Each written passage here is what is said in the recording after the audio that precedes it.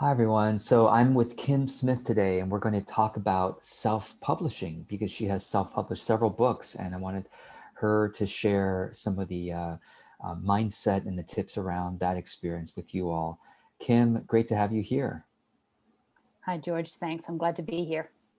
So I'll just share a bit about your background, and then we'll get into the conversation. So you have a master's in degree in human development. You've worked in the helping professions, and then you self-published a memoir. And the way that the readers has responded to your book, which is a combination of inspirational stories and transformational habits. Um, and you've collaborated with multiple coaches and creatives and published a high vibe book series called The Unbelievable Freedom Habit Guides. And your brand is called Unbelievable Freedom and invites readers to explore and expand freedom in their own lives. So one of the things you talk about with regards to self-publishing is that books are kind of like participating in magic. So what do you mean by that? Well, I'm a believer in magic and an enjoyer of magic. And I think it is really, my husband and I had a big health transformation. We had a significant weight gain, and then we had a significant weight loss. And that's what led to the book. We had a kind of an online community that was supporting us during the weight loss. And they asked for the book. They said, put down how all this happened. And then it was putting the book into print and self-publishing it, which we did with relative ease. I know you have also been involved with publishing. That made me say, wow, you can put your story out there and let it travel as it will. So it went around the world, and people in Australia and Europe read it, and we ended up selling the rights to that book to a traditional publishing house in South Korea. So the book is in the Korean language. And it just showed me that when you have this willingness to step up and take action and put something out there, the universe will kind of co-create with you in terms of finding the people who need to hear it and move it through the world in a magical way. That's inspiring. So tell us a bit about how you did get the book out there, because I know that there are people who are watching this some people are watching this may have self-published their own books, and some are thinking about it. But of course, getting the word out is one of the challenging aspects of it. What did you do that, I'm sure you did multiple things, but was there something you did that you found particularly helpful?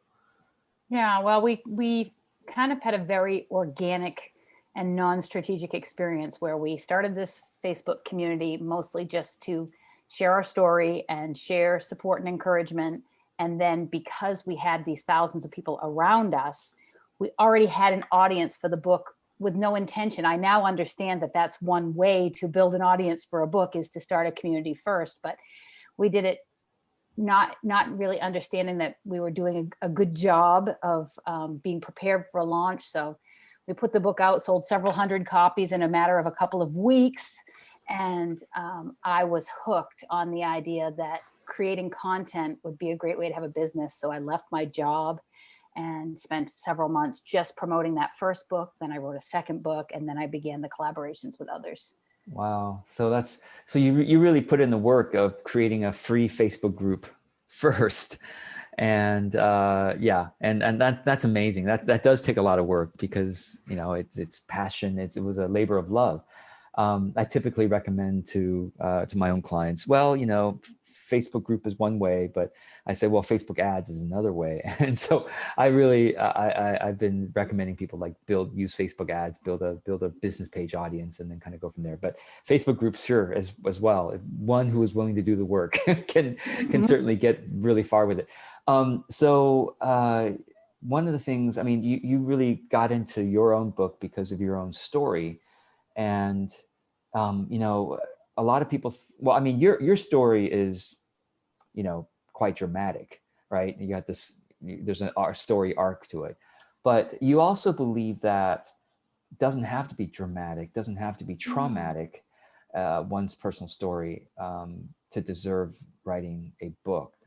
Is that right? I think one of the things that's happened to me as the business is sort of just evolving and I'm evolving with it, is that people feel called to different things. There's people who always wanted to dance, or they always wanted to make art. And then there are people who just always wanted to write a book. And that doesn't necessarily need to be memoir or sharing their personal story, but there are people who really want to. And I think when that desire is in you to share your story, it's because someone needs it. I feel the universe is putting that desire into the person for the someone out there that needs it. And so, yeah, your story doesn't have to be, in fact, my story, although it has a dramatic aspect because of physical transformation, is a dramatic thing to see side by side pictures. It doesn't have, I always say there was no train wreck. There was no big traumatic moment. There was just a quiet struggle that led to a big weight gain. And there was, some spiritual inner work that went on to get ready to surrender the weight struggle. But it's not dramatic. It's like, I think I refer to it as a thousand tiny tragedies in terms of what went on. So don't judge your story as not worthy, but just ask yourself when you're putting it out there, what are you hoping to accomplish? A self-published book is not a get rich quick scheme. It's a lot of showing up for that story and putting your energy behind it and being willing to tell it over and over again. In fact, I was so excited to this opportunity to talk with you because this isn't a weight loss podcast. And I've been on many of those and simply told my story through the lens of what did I do to change my physical size and shape and health. And now I prefer to tell all of the rest of the creative parts of this. Yeah. No, this is great. I mean, because you do have multiple facets of the story that are inspiring and useful to others. So, so when you were writing the book, I mean, of course, it was a labor of love. It was a response to your audience saying, "Please tell us the story, more of the story." So you were you weren't thinking about it as a get rich quick scheme, and I think that is one of the mistakes that people who haven't yet published a book may have this fantasy idea that, yes, a book is what makes me rich and famous. And then they go through the publishing process.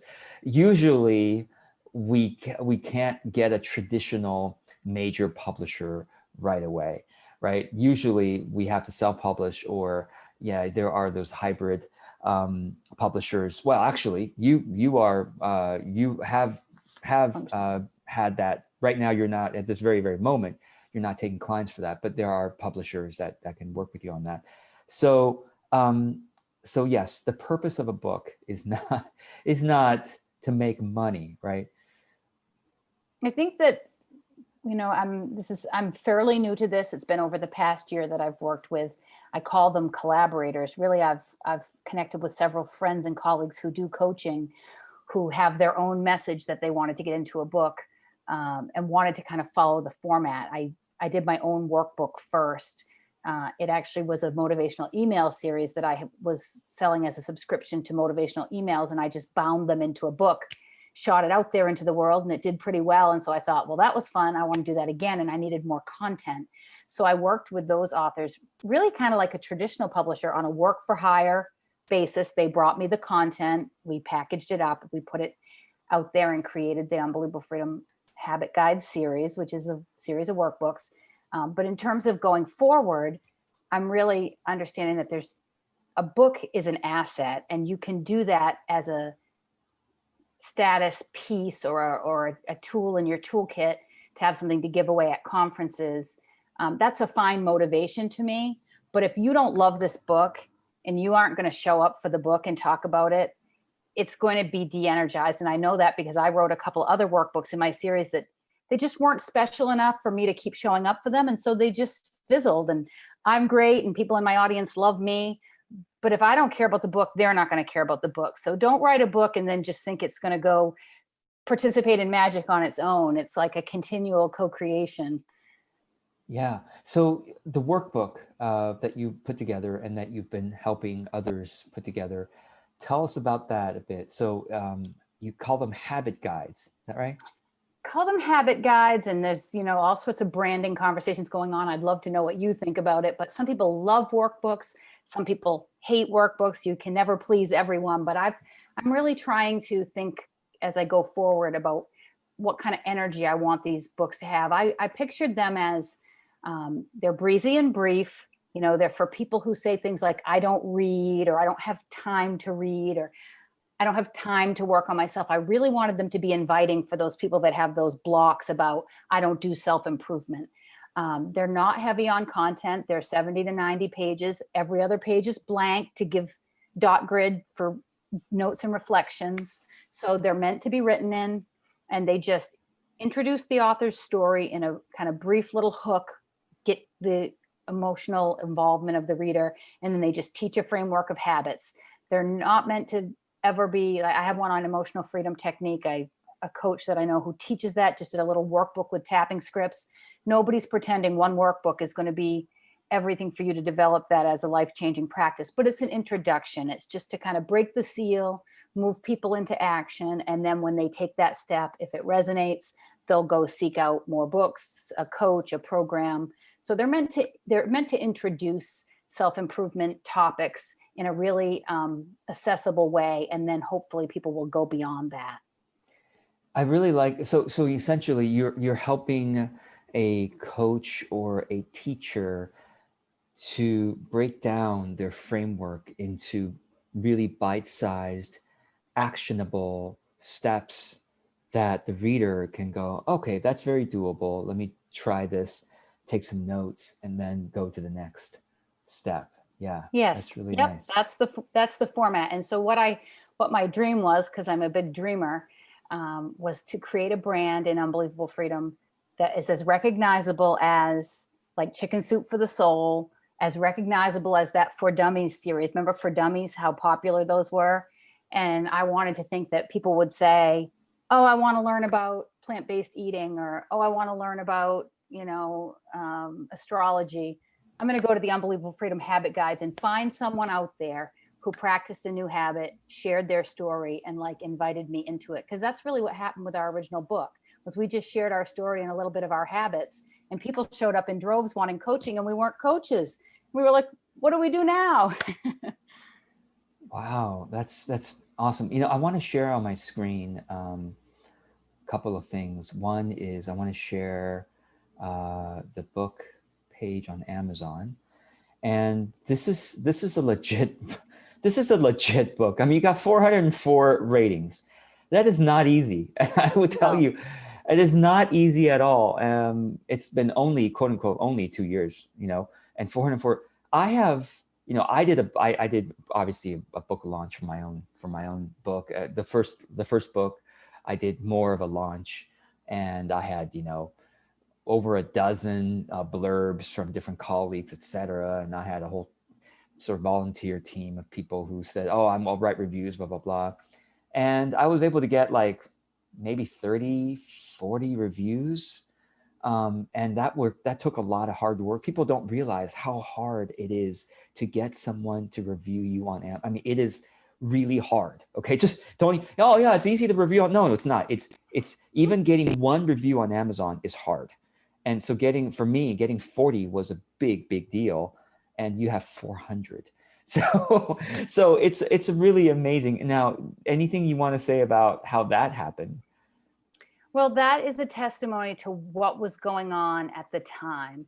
And that is, I had started the Facebook community. I had been part of a larger Facebook community when I was in the initial part of our weight loss journey.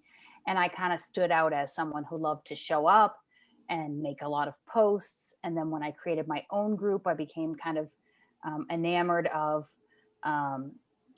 going live. So I was live in my group a lot. And I think people just came to this point of feeling like, they knew, like, and trusted me. Again, I wasn't an online entrepreneur. I didn't understand any strategy around what it is that you do to create,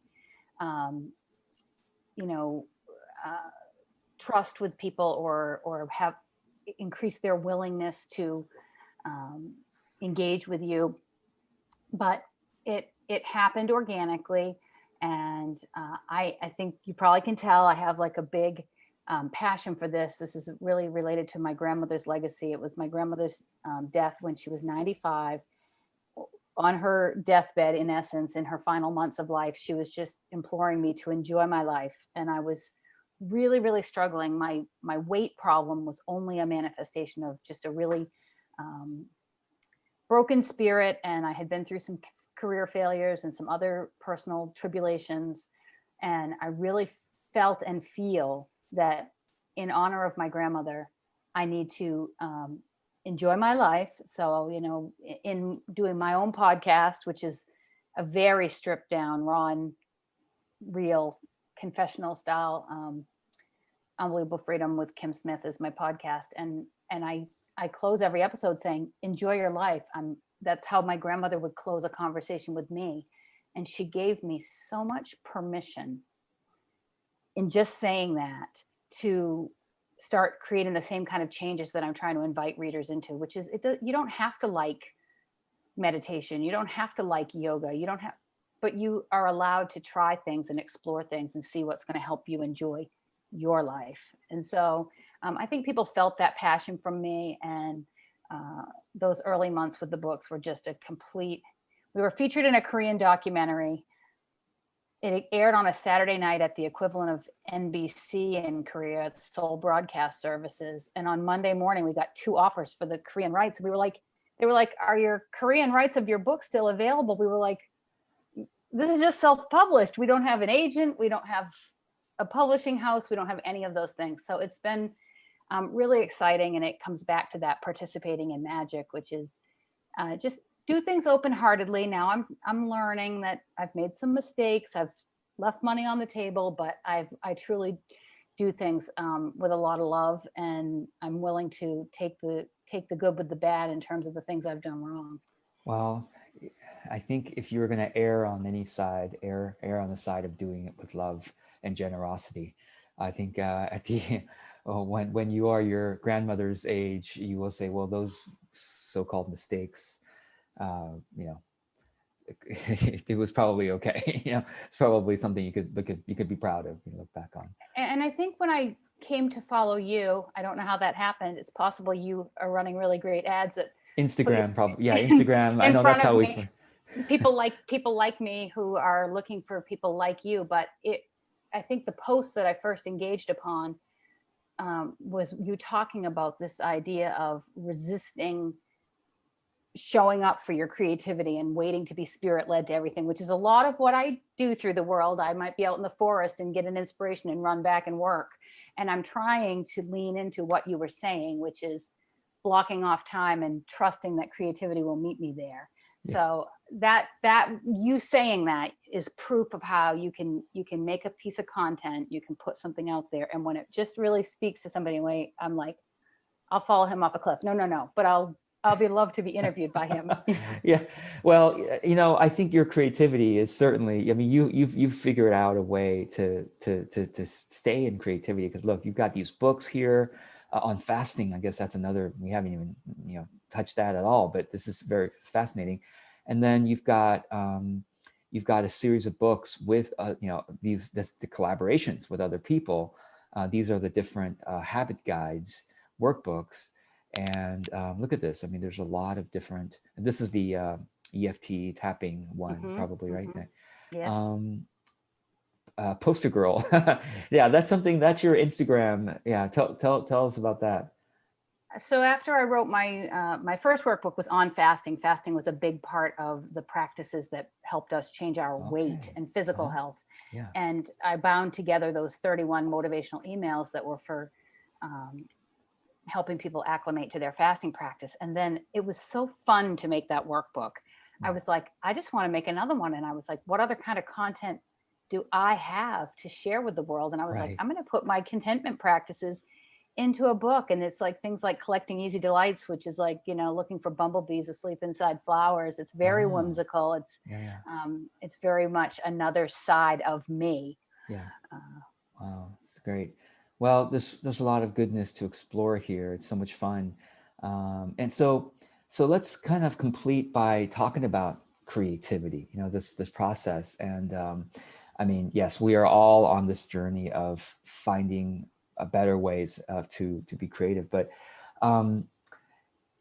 yeah, so some people watching us may go, well, you guys are different kinds of people. You guys are naturally creative, right? I can tell you that I fought writing for most of my life. So I know that, now I write regularly.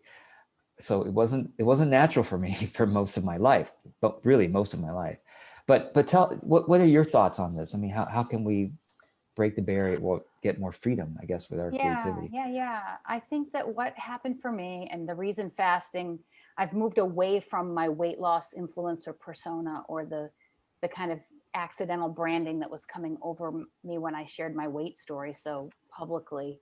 But it was also in the fasting, and which is still something I do every day. I have a time restricted eating window. It was during my fasted times of the day that I became much more spiritually awakened and had this idea that um, these ideas that I've always had ideas, were worthy of speaking out into the world, putting down on paper, writing in a journal.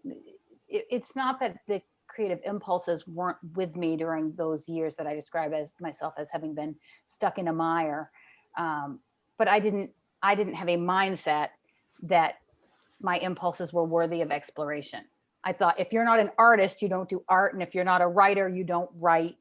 I was working in a hospital job. I do have a master's degree in human development, but I had burned out on a mental health career and kind of retreated to my good typing skills to do like a medical transcription scribe type job. And so I would thought, why would I be writing? And it was the weight loss journey. Suddenly I was microblogging in these Facebook communities. Every day I was showing up and writing and sharing my thoughts and feelings and perspectives, and people were responding to my writing and saying, oh, the way you said that made me think differently, the way you said that made me feel differently. And I was like, oh my goodness, maybe I'm a writer.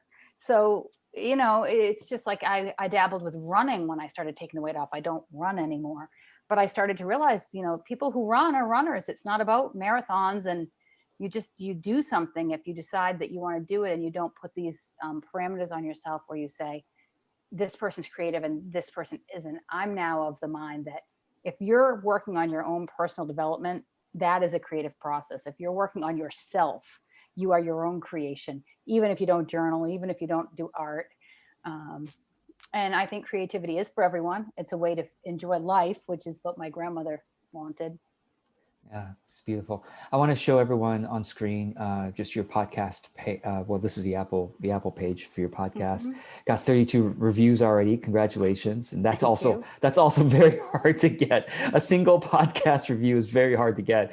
Also, and it's beautiful. I mean, you're going into season 2 now, so some really inspiring things. I look forward to checking it out too. It's very heartfelt. It's very much my own examination of I'm sure you're familiar with Gay Hendricks and the upper Yes. limit problem. And I am continually watching my own thoughts and seeing how I recreate situations that bring on struggle because it's so familiar and comfortable to me, and how I need to watch my thoughts in order to continue moving forward in this journey.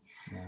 It's wonderful. Well, is there anything you'd like to share in terms of any offers? I mean, we talked about your books, your podcast, but anything, right? In our brief email exchange right now, you're mentioning that you're not available for clients, but that probably will change, right, in the future. It will I imagine. change. But I would love for people to connect with me if they have any interest in any of the things that I'm doing, because there will be more books. And so publishing is of interest. I have a new membership community coming that's around guided journaling and getting on Zoom live to do a guided journaling ritual. So find me on social. Everything's at unbelievablefreedom.com.